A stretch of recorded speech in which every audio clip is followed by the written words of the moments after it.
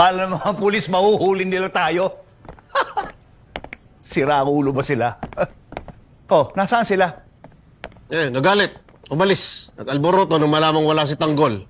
At binabaliwala mo daw sila. Bakit hinayaan yung umalis? Marcelo, mukhang mahihirapan tayong katrabaho mga yon. Ang titigas ng ulo. Hindi sila basta-basta sumusunod. Sabi ko na sa'yo, Marcelo hindi natin makakasundo yung mga yun Sandali! Huwag mo sila yung diskarte ko! Sobra-sobra ng pura ni Senyor Facundo sa kanila! Sumasakit na ang ulo ko! Hindi ako papayag. Tanggol, alam mo kung nasaan sila, hindi ba? Samahan mo ako, pupuntahan natin sila kung kakausap sa kanila. Ngayon din. Tayo na!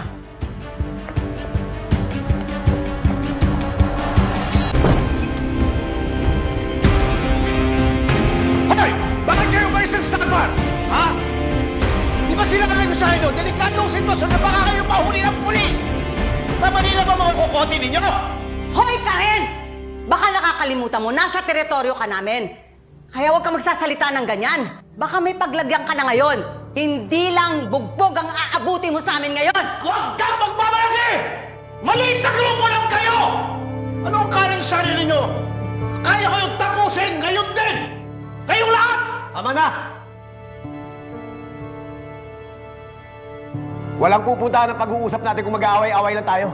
Wala talagang pupuntahan to eh. Ang hirap sa'yo, Tanggol. Napakatigas ng ulo mo.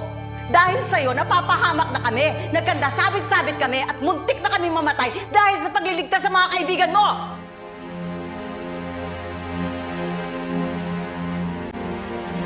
Pasensya na. Alam ko marami ako sablay. At masyado magulo ang mga desisyon ko. Ang dahil sa akin nalagay sa panganib ang mga buhay niyo.